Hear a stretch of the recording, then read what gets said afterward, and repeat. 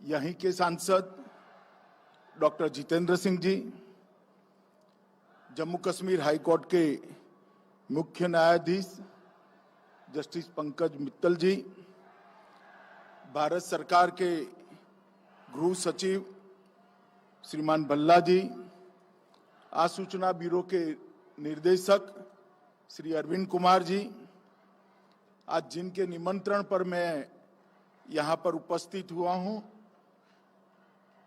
CRPF के DG Shri Kuldeep Singh ji, मुख्य सचिव जम्मू और कश्मीर, और आज इस शानदार परेड में जिन्होंने हिस्सा लिया है और अन्यथा भी उपस्थित है, सभी सीआरपीएफ के मेरे प्यारे जवान भाइयों बहनों, उनके परिवारजनों, प्रिय बच्चों, पत्रकार और छायाकार मित्रों, आज सीआरपीएफ के लिए और देश की सुरक्षा के लिए जुड़े हुए सभी संगठनों के लिए बहुत हर्ष का विषय है कि आज सीआरपीएफ अपनी 83वीं वर्षगांठ मना रहा है। इस अवसर पर देश भर में देश की सुरक्षा और आंतरिक सलामती का काम करते हुए फैले हुए लाखों सीआरपीएफ के सभी जवानों को मैं हृदय से बधाई भी देता हूं और बहुत शुभकामनाएं भी देता हूं। मित्रों, भारत सरकार ने एक निर्णय अभी किया है कि सभी सीआरपीएफ उसका वार्षिक परेड देश के अलग अलग हिस्सों में मनाया जाएगा।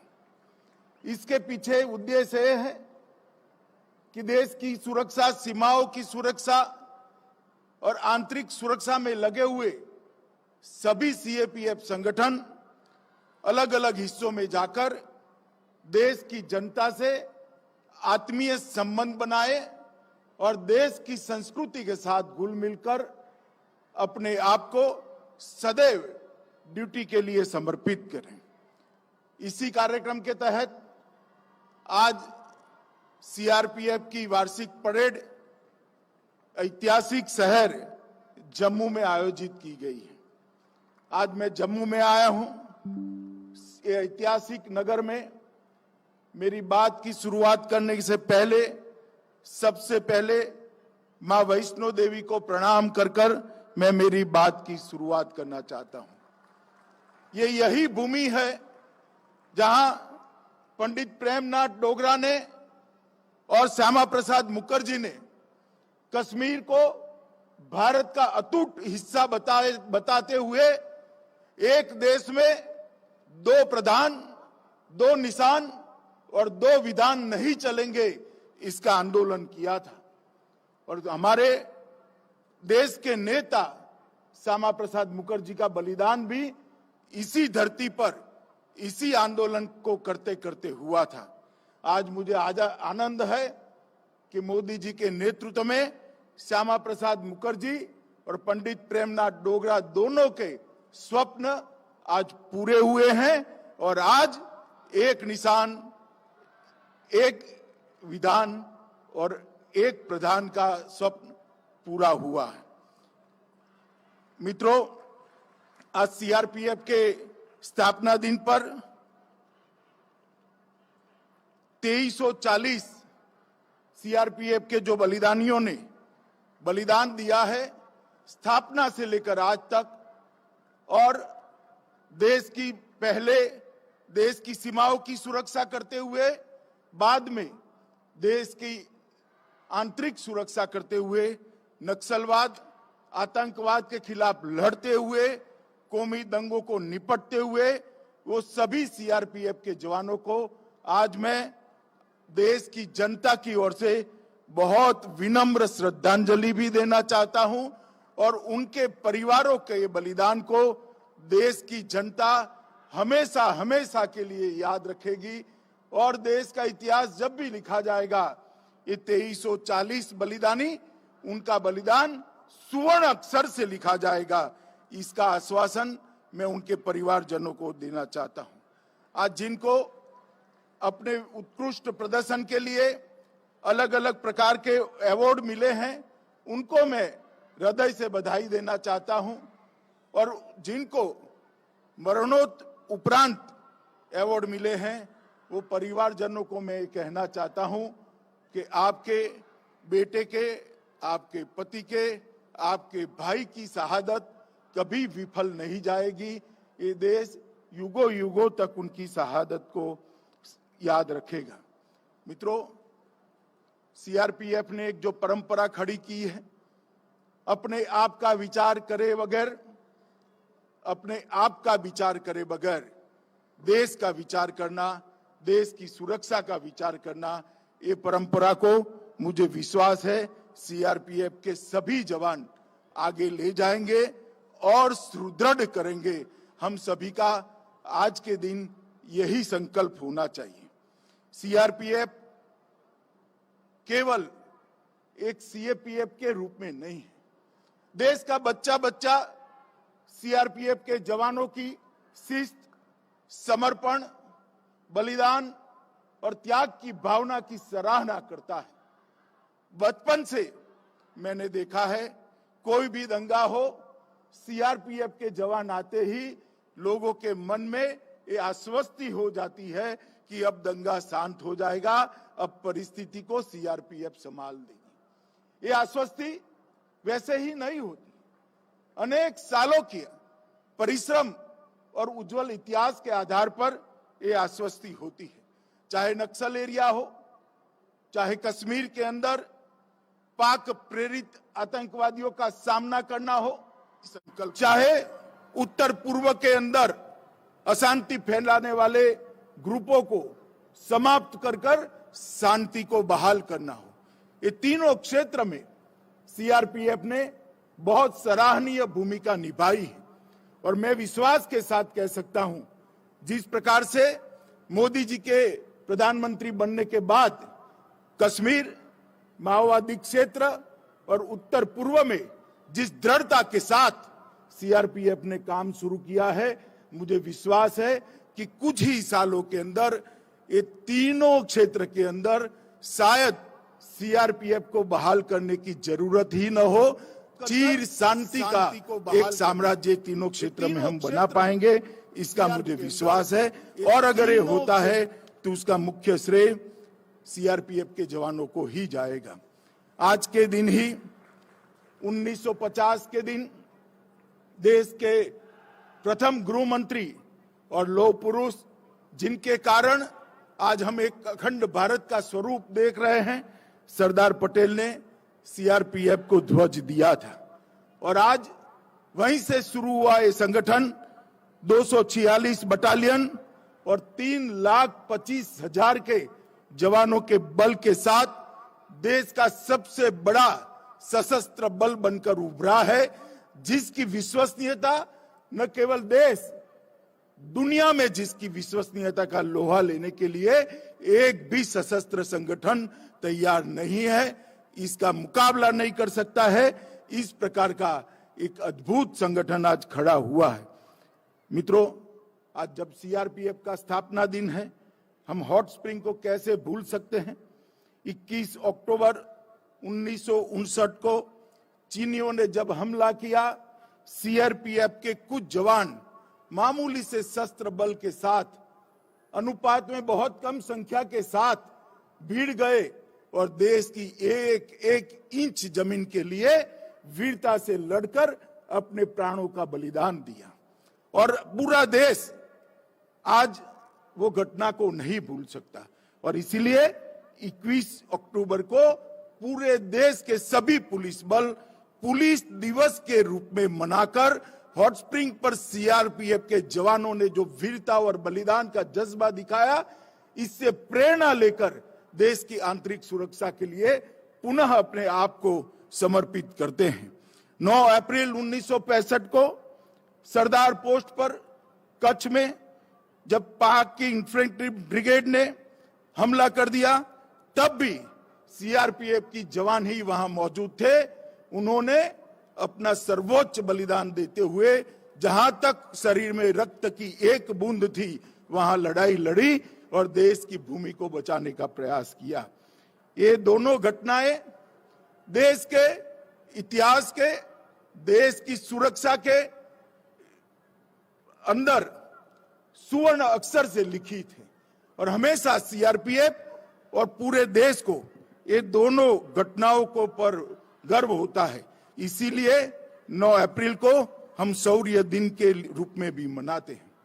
मित्रों, एक जमाना था जब नक्सलवाद, नॉर्थ ईस्ट थिएटर, कश्मीर में पाक प्रेरित आतंकवाद, 90 के दशक में ये सभी जगहों पे हिंसा चरम सीमा पर थी और देश की आंतरिक सुरक्षा का दृश्य देखकर देश के हर नागरिक के मन में चिंता होती थी कि देश का भविष्य क्या होगा, देश के भविष्य को हम कैसे सलामत रखेंगे, हमारे सार्वभौमत्व को कैसे अक्षुण्ण बनाकर रखेंगे, देश की आंतरिक सुरक्षा को कैसे संभालेंगे।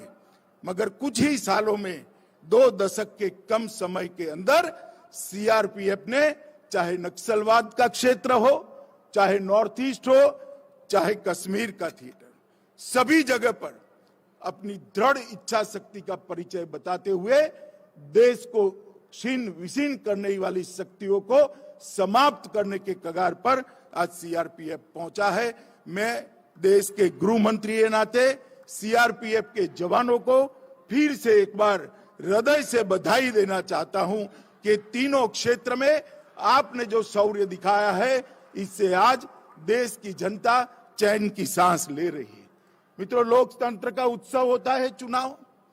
चुनाव ही हमारे संविधान के लोकतंत्र के परिप्रेक्ष्य की पूर्ति करता है और निष्पक्ष और निर्भीक चुनाव, मत की अभिव्यक्ति निर्भीक रूप से हो, वो चुनाव की आत्मा होती है। और देश में जब कभी भी, चाहे विधानसभा के चुनाव हो, चाहे लोकसभा के चुनाव हो, जब कभी भी चुनाव होते हैं, देश के अंदर सबसे बड़ी ड्यूटी का निर्वहन करने वाला कोई सशस्त्र बल होता है तो अपना सीआरपीएफ होता है। और देश के अंदर लोकतंत्र को सुरक्षित रखने के लिए भी सबसे बड़ा योगदान सीआरपीएफ का है, क्योंकि निर्भीक चुनाव और निर्भीक मत की अभिव्यक्ति के बगैर कोई भी लोकतंत्र अपने आप को मजबूत नहीं रख सकता। मैं सीआरपीएफ के जवानों को इसके लिए भी बहुत बहुत बधाई देना चाहता हूं।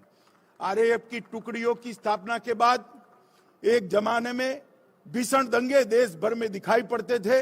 आरएएफ ने कम से कम बल प्रयोग के साथ दंगों को कंट्रोल करने की, दंगों पर काबू पाने की नई पद्धतियां भी विकसित की है और वो पद्धतियों के अंदर महारत भी हासिल की है।